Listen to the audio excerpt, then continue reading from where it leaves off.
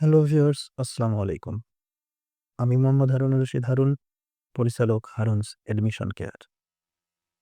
আপনারা নিশ্চয়ই বোর্ডে দেখতে পাচ্ছেন আমি লিখেছি ব্যাকরণ ইকুয়াল বি যোগ আ যোগ ক্রি যোগ অন। আপনারা হয়তো ভাবতেছেন এখানে আবার আলোচনার কি আছে? হ্যাঁ, আপনাদের উদ্দেশ্যে বলছি।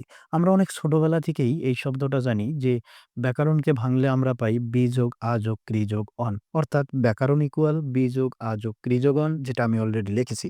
কিন্তু আমার প্রশ্ন হচ্ছে, আমি যদি বলি ব্যাকরণ ইকুয়াল বি যোগ আ যোগ ক্রি যোগ অন, কিংবা ব্যাকরণকে ভাঙলে যদি আমি এইটা পাই, তাহলে এইটাকে আমি একত্রিতকরণ করলে এইটা হবে কিনা? তাই হওয়ার কথা, এবং আমি আজকে এটা প্রমাণ করবার চেষ্টা করব যে বি যোগ আ যোগ ক্রি যোগ অন কিভাবে আসলে ব্যাকরণ হয়। আশা করি আপনারা সঙ্গেই থাকবেন। তাহলে আলোচনা শুরু করার সুবিধার্থে, কিংবা আপনাদেরকে বোঝানোর সুবিধার্থে আমি আরেকবার বলি। আমি এর আগে আ ব্যাকরণে বয়জফলা আকার কেন হয়, ব্যর্থতে আকার কেন হয় না, এরকম একটা ভিডিও আমি ছেড়েছিলাম। আশা করি আপনারা সেটা দেখেছিলেন। যদি দেখে না থাকেন তাহলে একটু কষ্ট করে দেখে নেবেন, তাহলে এটা একটু বুঝতে সুবিধা হবে। আমি তারপরেও আজকে আবার বলতেছি, দেখেন বি যোগ আ, তারপরে আমরা বলেছি ক্রি, তারপরে বলেছি অন, ইকুয়াল হবে কি ব্যাকরণ। তাহলে দেখেন, অ্যাকর্ডিং টু সন্ধি, অর্থাৎ সন্ধির নিয়মে আমরা বলেছিলাম যে কার কিংবা দীর্ঘইকারের পরে হ্রস্বইকার কিংবা দীর্ঘইকার বাদে অন্য যদি কোনো স্বরধ্বনি থাকে, তাহলে পূর্বের যে হ্রস্বইকার কিংবা দীর্ঘইকার আছে তার পরিবর্তে কি বলা হবে? জপালা হবে। এখানে আমরা একটু খেয়াল করি, দেখেন এখানে কিন্তু বলা হয়েছে বি, অর্থাৎ ই আছে, তারপরে কিন্তু ই নাই। অর্থাৎ হ্রস্বই বা দীর্ঘ এর পরে যদি হ্রস্বই বা দীর্ঘই না থাকে, তাহলে এই হ্রস্বইকারটা কি হয়? জফলা হয়।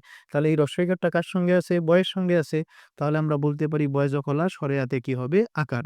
দেখো, এইটা এবং এইটা কিন্তু আমরা অলরেডি মিলিয়ে ফেলেছি। আমাদের এখন দরকার কি? করণ, যেটা মূলত আমরা পাবো এই জায়গা থেকে। আমরা সবাই জানি এটা মূলত কিসের চিহ্ন? এটা অনেকে আমরা বলি ক্রিয়া প্রকৃতির চিহ্ন, অনেকেই বলি আমরা ধাতুর চিহ্ন। যাহা ধাতু তাহাই ক্রিয়া প্রকৃতি। এ কারণে যাহাই ধাতুর চিহ্ন তাহাই ক্রিয়া প্রকৃতির চিহ্ন। মনে হয় বোঝা গেল? এখন আসেন, আমরা এই করণটা আসলে মূলত এই জায়গা থেকে পাবো। ক্রি যোগ অন ইকুয়াল হচ্ছে করণ। কেমন করে হবে? বিষয়টা একটু জানা দরকার। আমরা সবাই প্রকৃতি প্রত্যয় পড়েছি ইনশাল্লাহ। আ আ এই জায়গায় একটা শব্দ আছে যেটা আমরা অনেকেই পড়িয়ে থাকি না, কিংবা আমরা অনেকেই বলি না। আ কিন্তু স্টুডেন্টদেরকে শিখাবার জন্য কিংবা কাউকে শেখাতে গেলে বিষয়টা বলা উচিত। আমি একটু আজকে বলবার চেষ্টা করব। অপশ্রুতি নামে একটা শব্দ আছে বাংলা ব্যাকরণে। অপশ্রুতি। অপশ্রুতি হচ্ছে এরকম যে কখনো, কখনো প্রত্যয়ের ক্ষেত্রে আমরা যখন প্রকৃতির আদিস্বর পরিবর্তন করব, তখন মূলত এটাকে কি বলা হবে? অপশ্রুতি বলা হবে। আপনারা যদি নবম-দশম শ্রেণীর ২০২০ কিংবা তার আগের যে বইটা আছে, ওই বইটা দেখেন, তাহলে দেখবেন ৮৩ পৃষ্ঠায় বলা হয়েছে গুণ বৃদ্ধি নামে কিছু একটা আছে। এই গুণ বৃদ্ধি মূলত আ অপশ্রুতিরই প্রকারভেদ। অপশ্রুতি ৩ ধরনের: গুণ, বৃদ্ধি, সম্প্রসারণ। আমরা ওই আলোচনা দীর্ঘ করব না। একটু গুণ নিয়ে কিংবা বৃদ্ধি নিয়ে কথা বলার দরকার আছে। আপনি বলেছেন বা আমি বলেছি যে আ আ প্রকৃতির আদিস্বর পরিবর্তন করলে অপশ্রুতি হয়। এই প্রকৃতি মানে শব্দের মূল অংশ, সেটা নিয়ে আমাদের কোনো জিজ্ঞাসা নেই, কিংবা আমরা জানি। এখন এইখানে যে স্বরধ্বনিটা থাকে, ওই স্বরধ্বনিটাই পরিবর্তন হয়। পরিবর্তন হয়ে কখনো অর হয়, কখনো আর হয়। এই বিষয়টা একটু জানা থাকা দরকার। তাহলে এইটা আপনাদের বুঝতে সুবিধা হবে। আমি একটু কষ্ট করে বলি আপনাদেরকে, একটু দেখবেন। এখানে আমাদের যদি গুণবৃদ্ধি বলি, তখন বলা হয় যদি শব্দের আ শুরুতে কিংবা প্রকৃতির শুরুতে যদি রি থাকে, তাহলে গুণের বেলায় অর হয় এবং বৃদ্ধির বেলায় আর হয়। যদি প্রকৃতির শুরুতে হ্রস্বই কিংবা দীর্ঘই থাকে, সেক্ষেত্রে গুণের বেলায় হচ্ছে আপনার এ হয়, বৃদ্ধির বেলায় ওই হয়। একইভাবে যদি বলি হ্রস্বউ কিংবা দীর্ঘউ, এটা যদি প্রকৃতির শুরুতে থাকে, তখন এখানে হয় ও, এখানে হয় হচ্ছে ও। এরকম আরো আছে, যদি প্রকৃতির শুরুতে অ থাকে, তাহলে অ এর পরিবর্তে গুণের বেলায় কিছু হয় না, কিন্তু বৃদ্ধির বেলায় আ হয়। যাই হোক, আমাদের এইখানে আসলে এতগুলা আলোচনার দরকার নেই। এখানে আমাদের রি আছে। আমরা দেখেন বলেছি রি থাকলে কি হয়? অরও হয় কিংবা আরও হয়। এখন প্রশ্ন হচ্ছে, আপনি অর কখন ব্যবহার করবেন কিংবা আর কখন ব্যবহার করবেন? হ্যাঁ, এইটা আমাদের টেনশন করবার কিছু নাই। প্রশ্নকর্তা আমাদেরকে বলে দিবে আমি অর ব্যবহার করব না আর ব্যবহার করব। আমি যদি ছোট্ট করে বলে থাকি যে, মনে করেন আমরা বলি কর্তা। এই শব্দটার প্রকৃতি প্রত্যয় কিন্তু আমরা নির্ণয় করে থাকি কিভাবে? ক্রি যোগ তা ইকুয়াল আমি কি বলি? কর্তা। দেখো, আমরা যদি বলি ক আছে, রি এর পরিবর্তে আমি অরও পাবো, আরও পাবো। এই শব্দটাতে আমি অর দেব না আর দেব? এই শব্দে আমি অর দেব। কেন দেব? কারণ শব্দটাতেই বলা আছে কর্তা, অর আসে। তাহলে আমি রি এর পরিবর্তে কি দেব? অর দেব, তারপরে কি দেব? তা দেব। এখন যদি আমি বলি ক, অ হারিয়ে গেল র, তারপরে হয় ত একারে তা। এখন আমি যদি রটাকে রেফ বানিয়ে দেই তাহলে কি হচ্ছে? কর্তা। তাহলে ব্যাকরণ অর আসে। সেক্ষেত্রে আমরা বলতে পারি যে রি এর পরিবর্তে আমরা কি ব্যবহার করব? অর ব্যবহার করব। আমার মনে হয় বোঝা গেছে। আমি তারপরেও আরেকবার বলি। আমরা বলছি যে প্রকৃতিতে যদি রি থাকে, রি এর পরিবর্তে অরও হয়, আরও হয়। সেক্ষেত্রে আমরা অর কখন দেব, আর কখন দেব?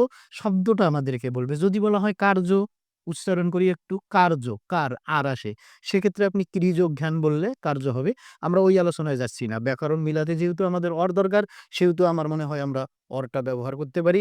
তাহলে দেখেন এই জায়গাটাতে আমরা একটু কষ্ট করে যদি বলি যে প্লাস, তারপরে আমি ক দিলাম, রি এর পরিবর্তে আমি অরও দিতে পারি, আরও দিতে পারি। তারপরে আছে অন। এখন আপনি বলতে পারেন আমি এখানে অর দেব না আর দেব? ব্যাকরণে অর আছে না আর আছে? অর আছে। সুতরাং আমি কি দেব? Or Dev. ওকে, নেক্সট বজ্রফলা আকার ক। উচ্চারণ করেন ক, তাহলে এই অটা হারিয়ে গেল। উচ্চারণ করেন র, তাহলে এই অটা এখানে হারিয়ে গেল। থাকে কি? দন্ত ন।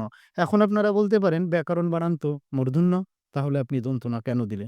আমার এখনো প্রমাণ করা শেষ হয়নি। খেয়াল করেন, আমরা সবাই জানি যে সংস্কৃত ভাষার শব্দে কিংবা তৎসম ভাষার শব্দে কি হয়? এর পরে মূর্ধন্য হয়। কারণ নত্যবিধান এবং সত্যবিধান অনুযায়ী বলা হয়ে থাকে তৎসম শব্দের বানানে এর পরে ন হলে অবশ্যই মূর্ধন্য হবে, হলে অবশ্যই কি হবে? মূর্ধন্যস্য হবে। যেহেতু আমাদের এটা একটা সংস্কৃত শব্দ ব্যাকরণ, সেহেতু এর পরে কি আছে? ন আছে। আপনি বলতে পারেন আমি সংস্কৃত ভাষার শব্দ ব্যাকরণ এটা কিভাবে বুঝবো? আমি আসলে দেয়ার পরেই বুঝবো নাকি দেয়ার আগে বুঝবো? আপনি দেয়ার আগেও বুঝতে পারবেন, দেয়ার পরেও বুঝতে পারবেন। দেয়ার আগে কিভাবে বুঝতে পারবেন? এখানে ফলা আছে। ফলাযুক্ত প্রত্যেকটা শব্দই সাধারণত কি হয়ে থাকে? তৎসম হয়ে থাকে। তা আমার মনে হয় বিযোগ, আযোগ, ত্রিযোগ, অন কিভাবে আসলে ব্যাকরণ হয় আমি বোঝাতে সক্ষম হয়েছি। তবে আপনারা ভিডিওটা বারংবার দেখবেন, তাহলে হয়তো বুঝতে পারবেন। এরপরেও যদি কোনো জিজ্ঞাসা থাকে আপনারা আমাকে কমেন্ট করতে পারেন। আমি ইনবক্সে হোক কিংবা আবার ভিডিও তৈরি করে হোক আপনাদের এই সমস্যা সলিউশন করার চেষ্টা করব ইনশাল্লাহ। আসসালামু আলাইকুম।